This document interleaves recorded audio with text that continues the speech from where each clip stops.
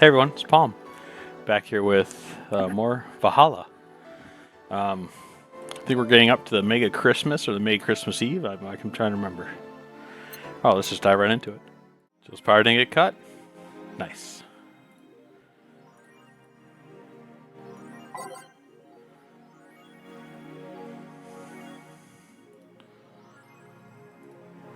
A little update.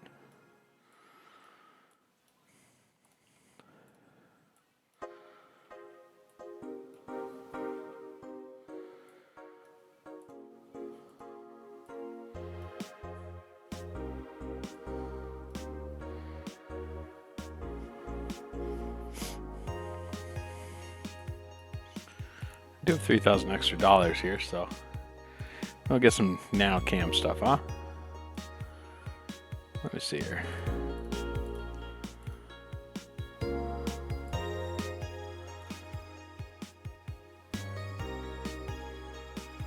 Ooh, save up for 10,000. See if we can get that rad. Let's just go to work. Saturday, December 24th. So it was Christmas Eve. Good evening. Ah, hey Joe. How are you feeling? I won't say good, but not that bad, I guess. That's nice to hear. Where's Gil? Did he run away again? Nah, I have him on errand duties. Buying the drinks for tomorrow. That sounds weird coming from the owner of a bar. Every drink from here would come out of our own funds. So if we're gonna spend money, we might as well get more variety. Besides, those kind of walks are always good for Gil. You're the boss. Who's coming so far? Well, there's the three of us. The dogs. You invited Titty Hacker. Gil invited Jamie. Oh yeah, I also invited Dorothy when I called her to spend the night with you. Sounds good so far. Invite anyone else you feel like inviting. The more the merrier. I could, but I bet everyone's made plans by this point. That's true. I'll be in my office. Call me should anything arise. Alright.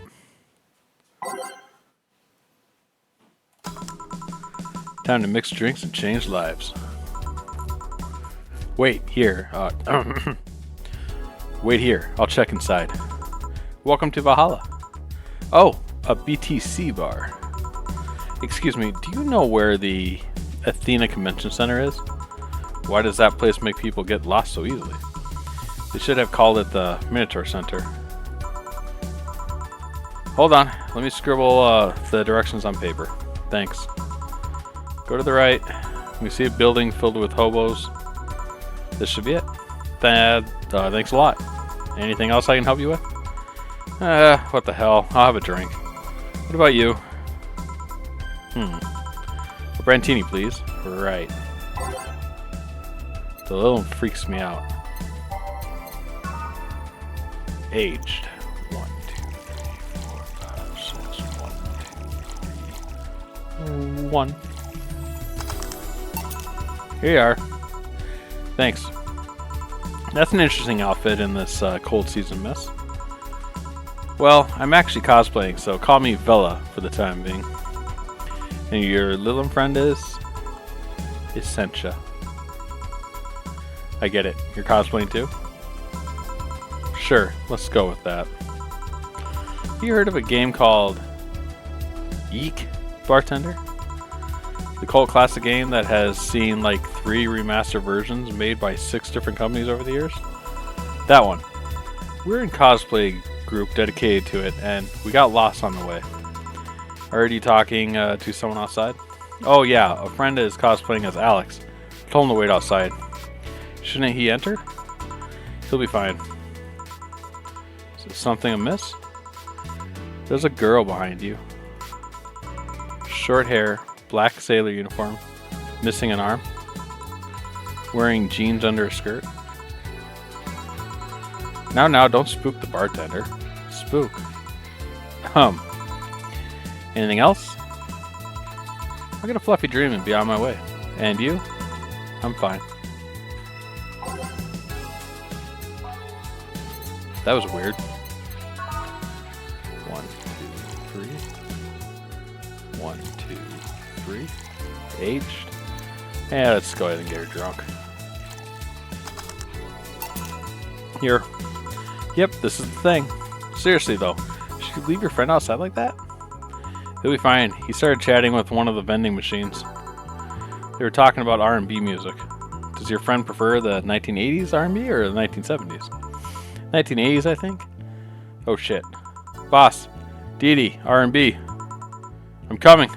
You see, Dee is a 1970s purist. He has tased people for even liking 1980s R&B before. He got tased. Ugh. Oh god. He'll be fine. Vending machines have very weak tasers. He'll be confused for a couple of minutes, but that will be that. You should go check on him though. Right. Thanks again for the directions. Please come again. At least it wasn't Franco Bailey, Belgian comics opinions this time. Black sailor uniform? I hope I'm just overthinking it. More importantly though, jeans under a skirt? Welcome to Valhalla. Oh, hey Dorothy. Oh, hi honey. Are you okay? I just kind of wandered in here. I guess I'm a bit distracted. Can one just wander? Can I get you something? Oh, Sugar Rush. Yeah, that. Right. She does seem preoccupied.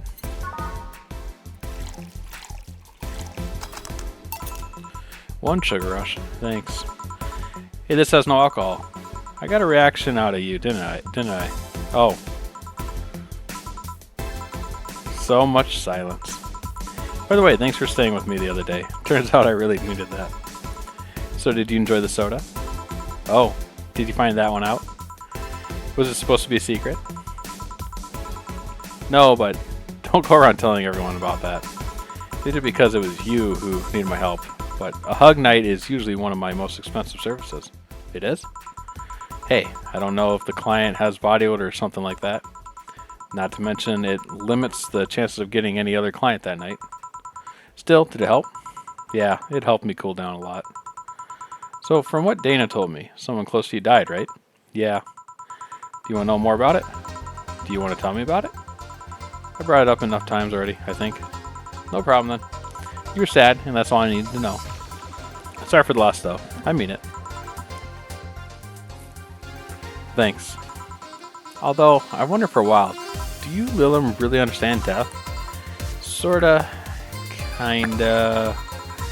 Our whole database is constantly being backed up to the collective source. Even if our bodies are destroyed, we can't be deployed again with our personalities and memories intact. So, our concept of morality might be different. Mortality. We do have a fear of death, though. You do? We can't even begin to understand the idea of not being redeployed. But we have built-in warnings. The mere idea of that nothingness is paralyzing. There are a few that don't mind it, but we do fear death and we don't wish it on anyone. In fact, that was the argument used for abolishing the whole 3 laws thing. It's getting quite knowledgeable about robot history. Seeing what others have done to make sure I can live like I do helps me not take things for granted. Seriously though, those laws were bullshit. Can't harm humans, can't disobey humans unless it's about hurting them. And you can protect yourself as long as it doesn't harm humans. I mean, sure, the first AIs were just helpers and tools, but how could those laws still apply to them after they achieved self-awareness? Who in their right mind would abide only by rules inscribed in some old book? If I remember correctly, those were only the distilled versions of the laws some writer imagined over 100 years ago. They were a reduced version of all his ideas. However, many authors afterwards took to them like they were the very laws of physics or something. And like many other things, people distill and exaggerate what they need and use it to their favor. Wow, you're a nerd. Look who's talking. Let's change the subject a bit though. Mood's getting gloomy. Your apartment's very comfy, you know. It's a tad small though. Sorry about that. And your cat is so cute. What was his name again? 4. Why 4? I figured if he ever got lost, at least I wanted to be able to yell 4. It happened once. You'd be surprised by how many golf players you run into. And every time you play with him, you can say it's foreplay. Hee hee. Yeah. He was also named after someone. Really? Who? A little kid that wanted to transcend. What? A movie character or something? Sure, let's go with that. Do you want anything else? Let's go with a blue fairy. Alright. 1, 2, 3, 4. 1. Aged. 4, 5. Here. Why do they call it a blue fairy? Is it because of Pinocchio? I believe the name is based off absinthe, which some call the green fairy. First version of the drinks were described as sweeter absinthe. Sadly, they had to fix the formula because people were turning green. Not blue? A bluish green. You seem to have cheered up a bit there. Yeah, talking to you always helps me get minds off things. Hey, there's something I've wondered for a while now. What? What kind of friends do you have? I mean, are they in your same line of work or friends aside from you? Thank you. Well, there's Lawrence. That vending machine is a lot of fun to be with. Once you get past his quirkiness, that is. I've also met a lot of nice people working in the streets. From the top of my head, I can think about Nightingale, another Lilum. He changed himself to have fur and a more wolf-like face. He's also a pretty good pianist. He plays in a jazz band on the weekends. There's also Nadira, a drag queen and the owner of a club I've been invited to a few times. She's an animal shelter on the side. I help her with it occasionally. Well, there's also Sister Clementine, a nun from an orphanage. I go there sometimes and play with the kids. Whoa, that's something I didn't expect to hear. I also almost got adopted once. I was flattered, but it was weird. Oh, and it turns out I already knew your boss. Some years ago, she what? What? I said too much. Client confidentiality and all that. Well, enough tangents. Why were you a gloomy in the first place? Gloomy?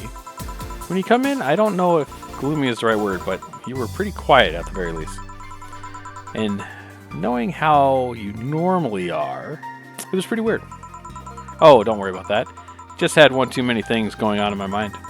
I wasn't gloomy or anything. More like distracted, really. Well, I think I'll go now. Thanks for letting me in here. My boss told you about the party tomorrow, right? Yep, I wouldn't dare to miss that. Okay then. Alright, see you. Good luck. Thanks. And that's that. Boss, I'll be taking my break. Alright. Break time. Back to it. I need to remember to buy more cigars.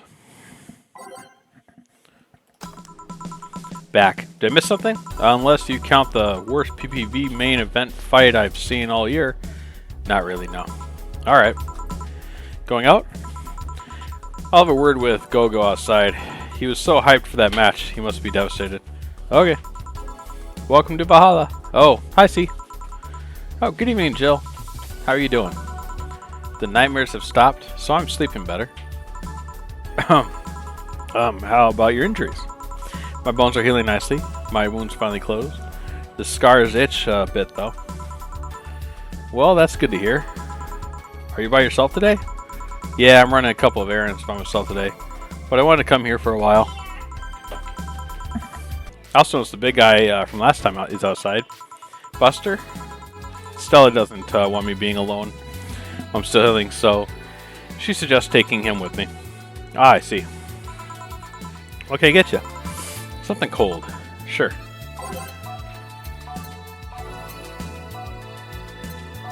Alright. There we go. 2, 1. Here. Yeah, this is the one. Why'd you drink something cold when the weather outside is cold too? It's not that cold, actually, but I've always had a decent tolerance to the cold, so I'm not a good reference. So Stella isn't with you today? She's throwing a mega Christmas party tomorrow and is having a meeting in it today. I'm just helping her by checking on some of the things she's ordered. And here I was all ready to invite you to the party we're throwing tomorrow. You're throwing a party too? Sorry about that. Can't really say no to Stella. Maybe next time? If there is a next time at all. Don't worry about it. It's not a big deal. I want you to know that I want you to have a good time. Have fun, drink a couple beers in our honor. I will then. What are Stella's Christmas parties like? They're really big. There's lots of food and drinks and music. Sometimes there's just too much food though. So at the end of the party, she lets the staff take home whatever that's left. She also buys toys for all the children of her staff's member. Really? She says something about taxes or whatever, but during the whole thing, she just shines. She carries a beaming smile that I don't see any other day of the year. Many of the kids have even started calling her Auntie Ella. Hey, Stella always does her best to put up a tough girl facade, but she's very much in touch with her inner child. Christmas, Easter, Halloween, name a party and she most likely celebrates a big one. Interesting. Do you like parties, Jill? I don't mind them. They're a good place to see people. I'm not one to actively look for parties to attend, though. I just don't mind going to them. Ah, I see. I only go to parties that Stella is attending, because otherwise I just stand there without anything to say. That and I'm not one to wear dresses, you know. You're not? I'm a tad too ripped. They don't look cute on me. Although with all this healing I have to do, I won't be as fit for a while. They're too breezy too. I feel like I'm wearing nothing. But I bet you look good in a dress, Jill. It's been years since I last wore one. I want to know. Last time I wore one, I remember worrying my arms were too thin or something like that. We all have complex, huh? I mean, even Stella has her own. That's hard to imagine. Oh, but she doesn't have one. She distresses a lot about her bust size. Really? She's not that small. I think I'm smaller than her, in fact. Actually, it's the opposite. The opposite kind of complex, I mean. She's a bit self-conscious about having a big chest. Really? Again, I've seen bigger chests than hers, to be honest. Although, I guess comparisons are useless here. They really rarely help with complexes. Well, she does go the extra mile to hide it. In fact, I have no idea how she does it. I mean, I've seen her before, and after she tucks them away, but I guess I never cared enough to ask the specifics. It's also why when she goes out, she styles her hair in those drills. They look a bit drilly, don't they? She styles her hair like that to help divert attention away from her chest. She seems affluent enough, why not go through a reduction surgery? Because she also kind of likes having that size. She takes her bust size after her mom, and Miss Carmine is quite proud of her chest. Puffing out your chest is a sign of confidence, and a bigger chest means more confidence to show. She says something along those lines a lot. Stella has quite the admiration for her mom, so I guess breast reduction would feel like betraying her. Huh. I'm making it sound like she's hiding J-cups or something like that. I guess in a taller or thicker person her size would be normal. She's just a bit shorter or thinner than the norm. Do you get self-conscious about your bust size, Jill? Not really. I'm more self-conscious about my height. Although it usually comes up whenever not being average height hinders me somehow. What about you? Yes and no. It's not my bust size, but rather I look too manly sometimes. And I can't help but wonder if bigger boobs would help with that. You're fine, don't worry. Thank you. Can I get anything else? You have something non-alcoholic? I do. Give me a second. We're going to do a sugar rush. 1, 2, 1. Cool. Here you go. Thanks. You're not one to drink that much alcohol, are you? It makes me feel sleepy, or at the very least, makes my legs not go numb. It's an annoying feeling, to be honest. It makes me wonder what's so good about getting drunk. I mean, I'm not above it, but it's not exactly a pleasant feeling. You feel like you're sleeping even when you're not. Your legs go numb, everything starts sounding funnier than it really is. What's so good about not being able to control yourself? That's a good question, actually. Usually people like feeling numb because that numbness helps them forget their problems. Even if we don't talk about alcohol, there's a portion of people that can't afford food, or who are suffering from some pain that only alleviates when drunk or high. It also, it doesn't sound really logical on paper, but then again, humans are rarely, if ever, logical creatures. Despair and pain cloud your judgment and make you do stupid things sometimes. Yeah, I've seen that firsthand. This world has an ugly side nobody deserves to be part of. There's a lot of a matter of addiction, you know? You start just liking the drink, but then you need more of it, and before you know it, you're hooked. Oh yeah, that too. But tell me, what kind of party are you guys throwing?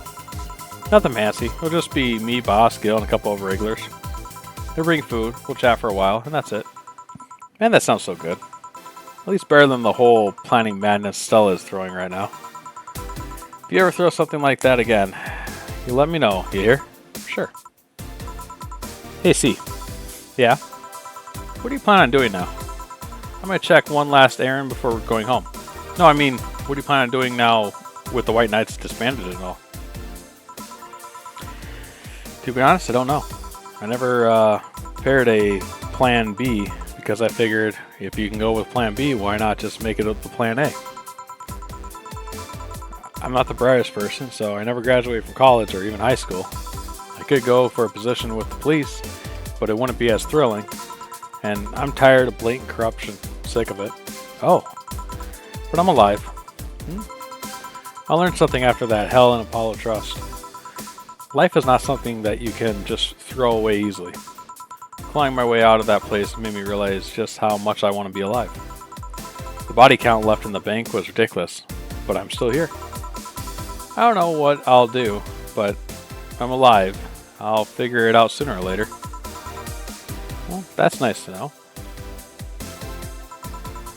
Well, I gotta go. Bye, Jill. Good luck with the party. Please come again. Welcome to Valhalla. Oh, hi, Mr. Detective. Oh, hey there, girl. Give me a strong drink, won't you? All right.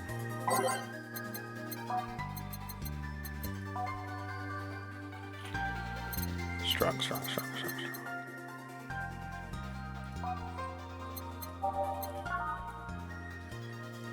Yeah. 1, 2, 3, 4, 5. 1. Age. Here you go. Yes, this'll do. So what brought you here? Nothing special. I was just working on a case and I happened to be in the area. What kind of work? I'm tracking someone.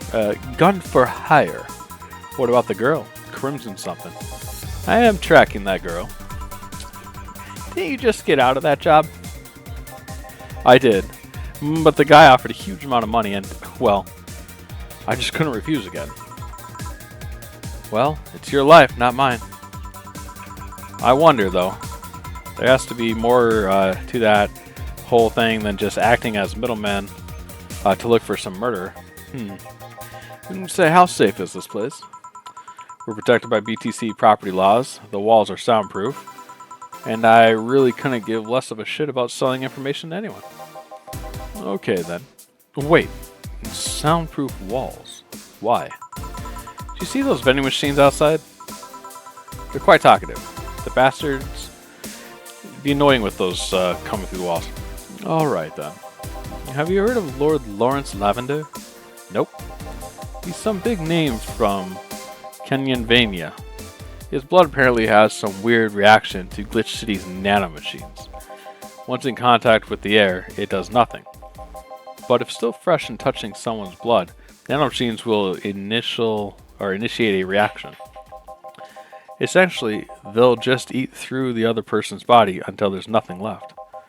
They're using him as a guinea pig to see what causes the reactions and if it could be used to fight nanomachine rejection. Well, turns out that Crimson Rose is his daughter.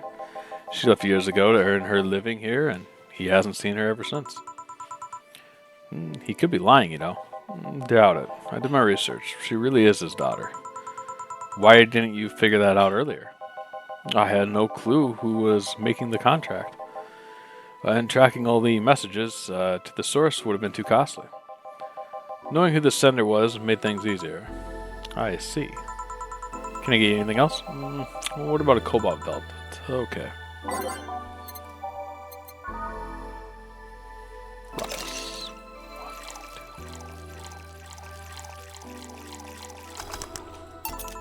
Here you are.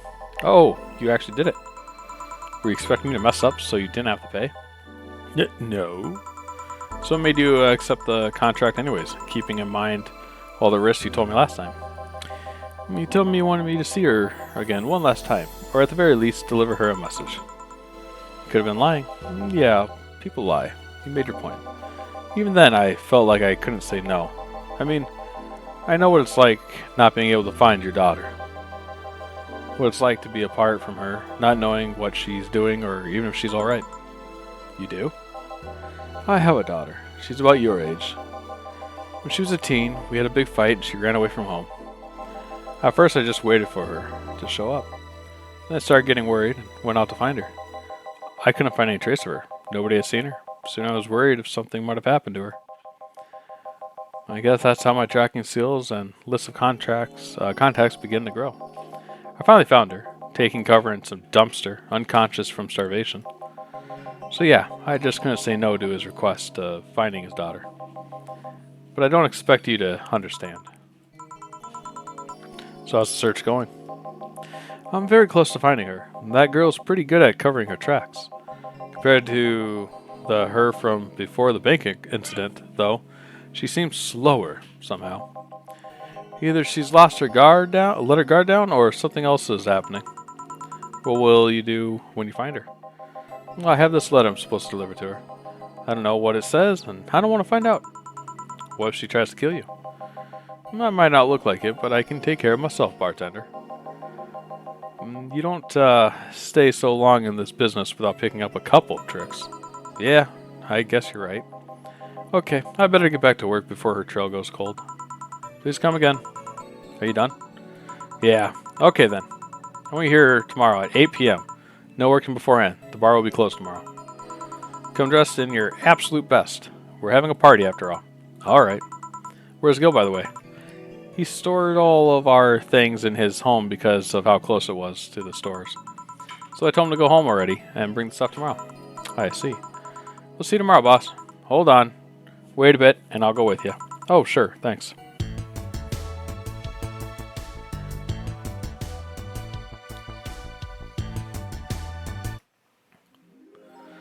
Mega Christmas. Let's celebrate Santa's resurrection as the Mega Santa that saved Christmas from the Redmons. That's a story. All right. Please like, subscribe, and let me know what you're all thinking about this. I'm having fun. It's interesting hearing the story kind of unfold and see how it's going. All right. Bye, everyone.